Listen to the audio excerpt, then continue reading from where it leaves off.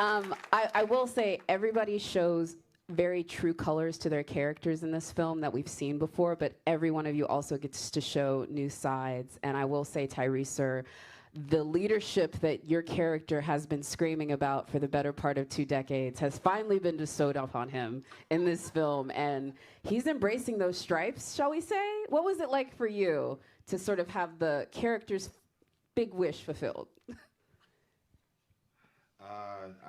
Well, what you don't know is if we do this again, I'm going to be announcing that I don't want to do it anymore. You know, Vin makes this leadership thing looks real easy, you know what I mean? But no, I just want to say to everybody in the audience and everybody on the stage, rest in peace to my mom. She's always instilled in me, never get too familiar with being blessed. Everything about your life, when you get to wake up and do what you love to do, what a blessing it is. And where would we be without the support that you guys have given us from the beginning? We're just so grateful. And you know, this Roman Pierce journey from Too Fast, Too Furious on out, I had no idea that it was going to be anything beyond 5 minutes. So to be here in Rome and be on this stage and looking at the beauty of so much talent, so many people committed to their craft and contributed to this world, Fast and the Furious. I'm just happy to be a little slice in this big equation, but where would we be without the love that y'all keep giving us? So thank you very much. Thank you, sir. It's so interesting, Jason, sir, with your character when we talk about the love, because when we were introduced to your character, I think a lot of people watching it obviously cast him as a villain. Sorry, son. Appreciate you, sir.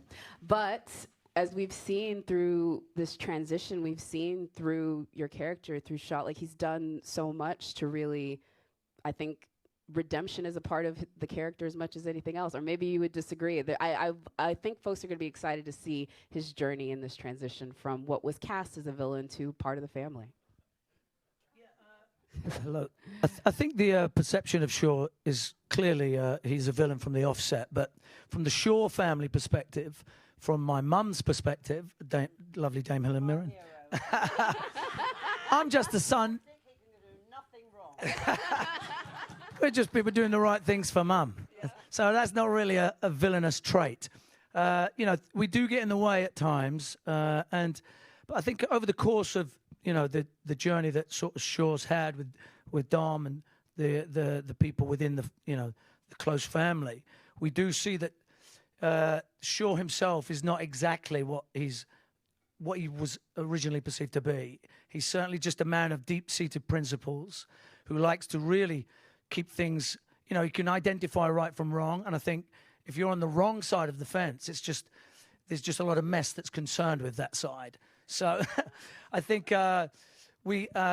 deep down, he cares a lot about people close, and especially family. I think one of the reasons he created so much carnage was to do with, our brother got hurt. But I think along the way, Dom and Deckard Shaw have become, almost like, very aligned with their sort of reasonings and what they stand for as human beings. And I think they come together to fight a common good.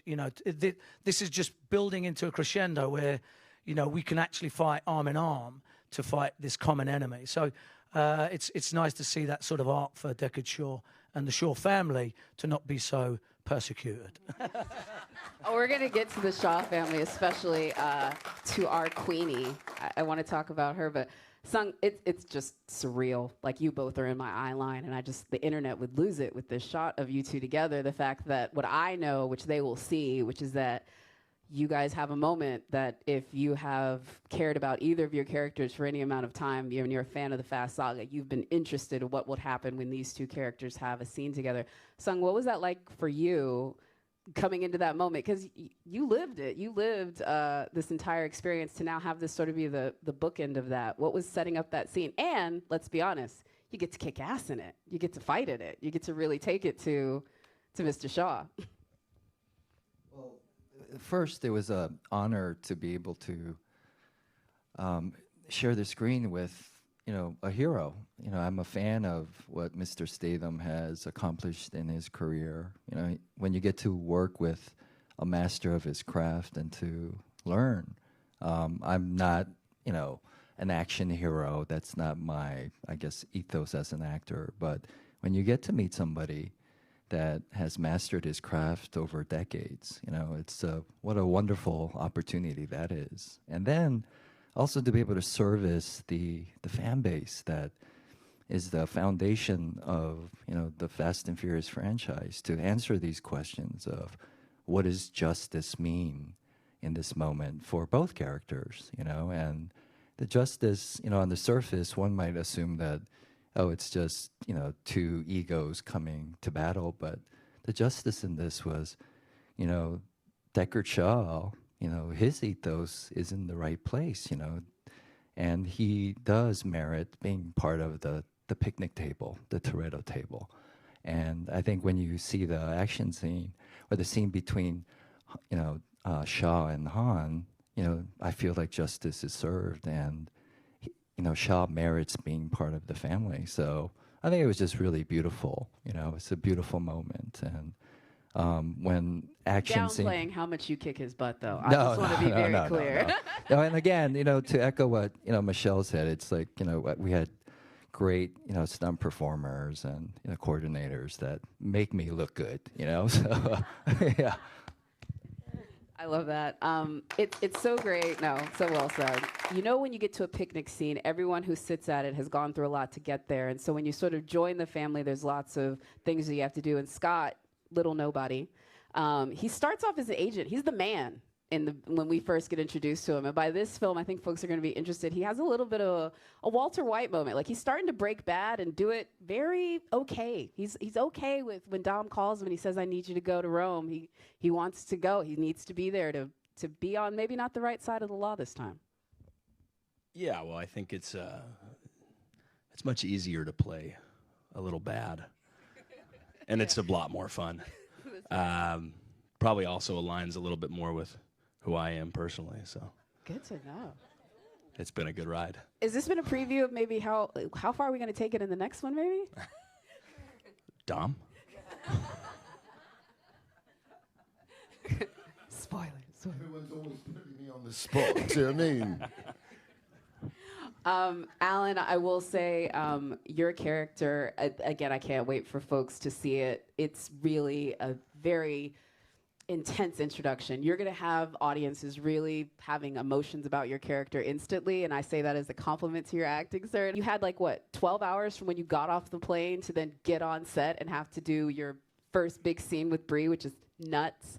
No pressure, yeah. But it was fun, and I think, coming in with that kind of energy was actually a real gift, because it kind of forces you to stay on your toes and rise to the occasion, and the bar is set so high with this cast. It was just, I think it was the right way to get involved with it, yeah. I love that so much. And you're a new person joining this cast, which I think is so great that you bring such a dynamic off. Daniela, with you, ma'am, as well, joining this cast. And I will put you on the spot because everyone had this moment at one point to sort of join it. But that's got to be a pretty great phone call. I mean, when they called me and just said they wanted me to do this, I danced around my apartment for a full week. I was like, what, you want me to go to Rome and ask these people questions? Yeah. Sure, it'll be awesome. What was that day like for you to know not only were you going to be a part of the Fast family, but you're going to line up on a racetrack against Dom Toretto and have a scene like that? My God, for me, I don't know, coming from such a small country as like Portugal, I never had dreams as an actress ever. For me, it would be just like, oh my God, I've been working since I was 17, and I've been doing soap operas, and then I did my first movie, and then I was like, oh my God, I wish I could just rely on movies in Portugal. And then I did my first movie, and then I was like, oh my God, I wish I could work in Europe, like a French movie with a Portuguese character or something. And then I did that movie, and then I was like, and then I stopped dreaming. I was like, for me, that was it. And then I started working internationally, and I never envisioned that. I was like, oh my God, who's upstairs doing this? I don't know what's happening. And then I got that phone call about Fast, and I still don't know how is this everything happening, and I'm so grateful. But for me, it wasn't that moment about the phone call. It was really the moment that I met Vin, and I had the first conversation about the movie after reading the script, and that was when I realized that this isn't just a franchise, this isn't just a movie, it's really a lifetime experience. They live this. They've not been doing this for more than 20 years. They've been living this, and this is their life. And I'm so proud, and I still can't believe that I joined this boat with all these people that I've been looking up from Portugal, and now I don't know, I'm in their lives, and I just hope to be able to keep sharing moments with you for many years. Oh, it's incredible. It's